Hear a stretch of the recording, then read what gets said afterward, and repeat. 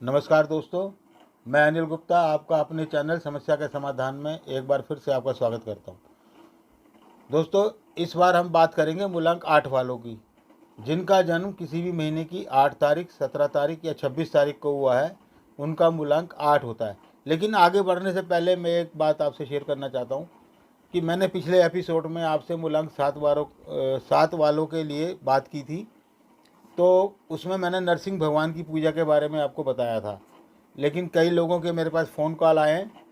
उन्होंने पूछा है, उनको कई लोगों को मालूम ही नहीं है कि भी नरसिंह भगवान कौन से देवता हैं। तो मैं आपको बता दूं, नरसिंह भगवान भगवान विष्णु का ही अवतार है, जिन्होंने हिरण्यकश्यप का वध किया था। हिरण्यकश्यप का वध करने के लिए ही नरसिंह भगवान का रूप धारण किया था। उनका शरीर जो है आधा शेर का है और आधा मनुष्य का है। तो ये नरसिंह भगवान की पहचान है। आप किसी बात को लेकर भ्रमित ना हो। तो आगे बढ़ने से पहले अब कृपया हमारे चैनल को लाइक कीजिए, सब्सक्राइब कीजिए, ज़्यादा से ज़्यादा शेयर कीजिए और बेल आइकन को दबाइए। तो दोस्तों, आज बात कर रहे हैं मूलांक 8 वालों की। मूलांक 8 शनि ग्रह से प्रभावित रहता है।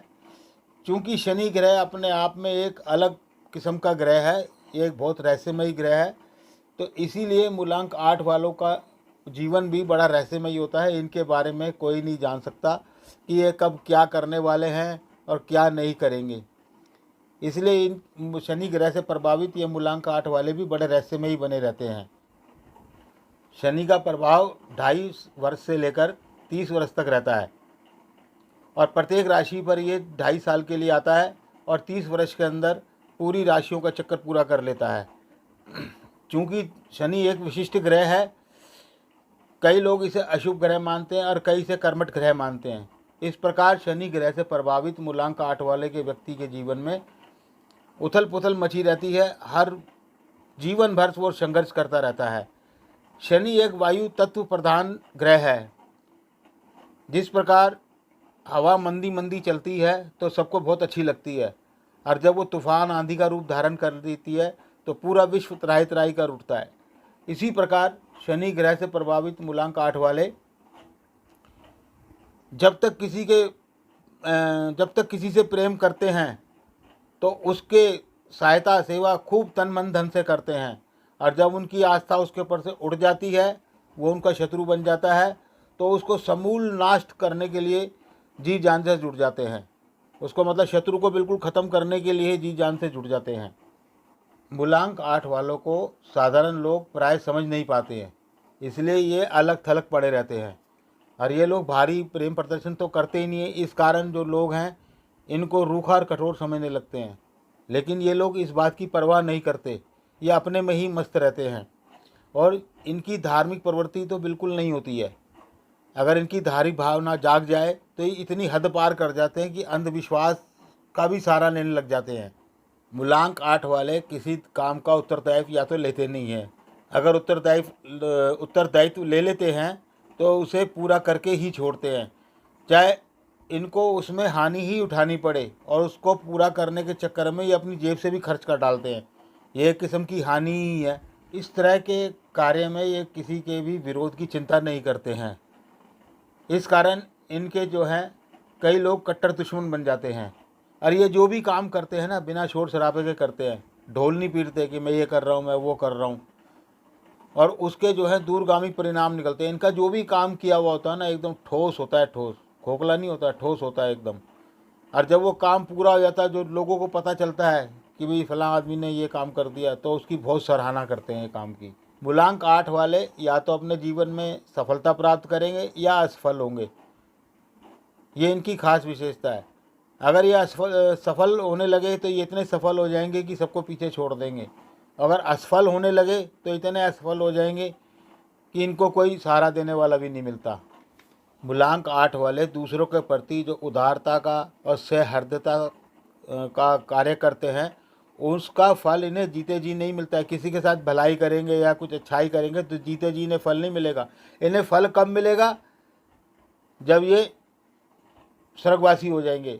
इनके जाने के बाद फिर दुनिया इनकी सराहना करेगी, इनको श्रद्धांजलि भेंट करेगी, पता नहीं क्या क्या इनके लिए छुट्टियां रखी जाएंगी और व्रत त्यौहार किए जाएंगे। यूँ तो नौकरी से बहुत घृणा करते हैं, लेकिन कभी कभी परिस्थिति ऐसी बन जाती है, इन्हें छोटे से छोटे पद पर भी काम करना पड़ जाता है, लेकिन उससे भी जो पैसा आता है उसका ये दुरुपयोग नहीं करते बिल्कुल भी, उसको अच्छे काम में लगाते हैं। ये जैसे घर का खर्चा चलाना, घर गृहस्थी को चलाने के लिए उस पैसे को इस्तेमाल में लाते हैं।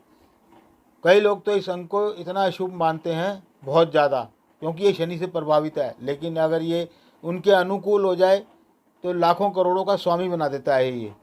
दोस्तों, मैंने पहले भी आपको बताया है कि शनि न्याय के देवता हैं, वो तो कर्मों के अनुसार ही सबको अच्छा बुरा फल देते हैं, लेकिन मूलांक 8 वालों पर इनकी विशेष कृपा रहती है।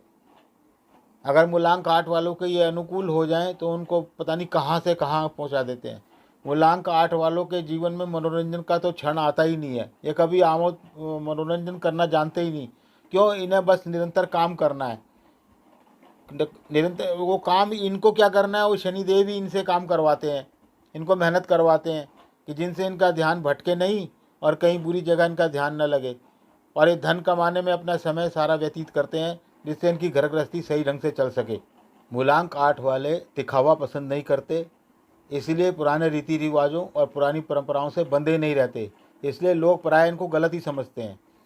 और जो लोग इनसे प्रेम करते हैं वो जीवन भर इनका साथ नहीं छोड़ते। ये भी उन लोगों के लिए अपना जी जान से सेवा करने में, सहायता करने में जुट जाते हैं। तो दोस्तों, ये तो थी कुछ मूलांक 8 वालों की विशेषताएं।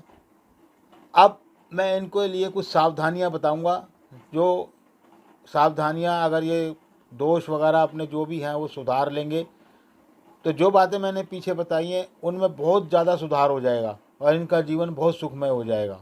मूलांक 8 वाले अपनी स्त्री से कोई बात ना छिपाएं, सारी बात जो भी रहस्य अपनी पत्नी के आगे बता दें। कभी ये ना हो कि बाद में रहस्य खुलने पर आपको शर्मिंदगी उठानी पड़े। और हो सकता है आपकी पत्नी का स्वभाव रूखा हो, लेकिन आप चिड़चिड़ा मत बनिए, उससे घर में कलेश ही होगा और अशांति फैलेगी। तो थोड़ा सा उसको संभाल के प्यार के साथ उस स्थिति को संभालिए और एक जगह बैठकर ना रहें, घूमें फिरें, अपने यार दोस्तों के पास जाएं, उनको घर बुलाएं, चाय पानी पिलाएं। क्यों? लोगों से मिलोगे जुलोगे तो उनसे लाभ ही होगा, अकेले पड़े रहोगे तो कुछ नहीं मिलने वाला। संकोच तो बिल्कुल भी ना करें, जो भी कहना है निसंकोच कहिए, चाहे व्यापार हो, चाहे नौकरी हो, चाहे इंटरव्यू के लिए जाना, वहाँ बात अपनी निसंकोच कहिए, तभी आपको फ़ायदा होगा। और अपना काम दूसरों के भरोसे कभी भी ना छोड़ें, इससे प्राय आपको हानि ही उठानी पड़ सकती है। अपना काम खुद करने की आदत डालें। ये सोचते हैं कि भी हमारे रिश्तेदार, संबंधी, भाई वगैरह जो है, परिवार वाले कुछ हमारी मदद कर देंगे बुरे वक्त के अंदर, तो ऐसा सोचना उनके लिए भ्रम है। अपना हाथ ही जगन्नाथ होता है, ये ध्यान में रख कर चलें।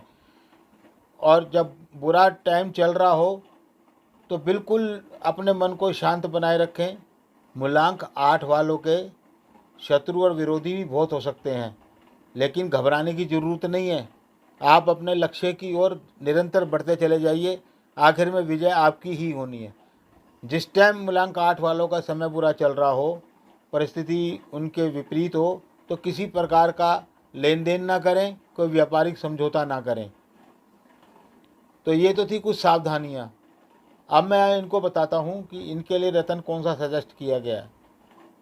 मूलांक 8 चूँकि शनि ग्रह से प्रभावित है, इसलिए शनि के लिए नीलम नग जो होता है वो सजेस्ट किया जाता है। लेकिन दोस्तों, नीलम के बारे में आप सब जानते ही हैं, सबको पता ही है नीलम कितनी जल्दी अपना असर दिखाता है।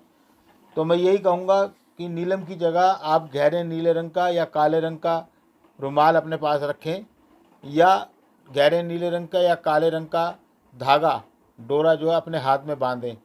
इससे इनको बहुत शांति मिलेगी, शनि देव इनके अनुकूल हो जाएंगे और हर प्रकार का अच्छा फल इन्हें मिलने लगेगा। भाई नीलम जल्दी असर दिखाएगा, धागा थोड़ा सा, रुमाल या धागा जो है थोड़ा सा देर से असर दिखाएगा, लेकिन असर ज़रूर करेगा, ये मेरी बात शर्ती आप मान लें। और देवता की किसकी पूजा करनी है, इनको ज़्यादा कुछ नहीं करना। शनिवार वाले दिन शनि मंदिर में जाइए या हनुमान जी के मंदिर में जाइए, शनिवार को शाम के समय हनुमान जी को भोग लगाइए, प्रसाद चढ़ाइए, फूल माला पहनाइए। उसके बाद शनिवार को ही पीपल के नीचे सरसों के तेल का दीपक बाल के आइए और देखिए आपका कैसे चमत्कार होता है। एकदम परिस्थितियां जो उल्टी चल रही हैं एकदम सीधी हो जाएंगी। शनिदेव ऐसा नहीं है कि हमेशा दंडी देते रहते हैं, दंडित रहते हैं। अगर वो प्रसन्न हो जाए तो दोस्तों इतना माला माल कर देते हैं, इतने खुशहाल ज़िंदगी बना देते हैं कि जिसका कोई जवाब ही नहीं है।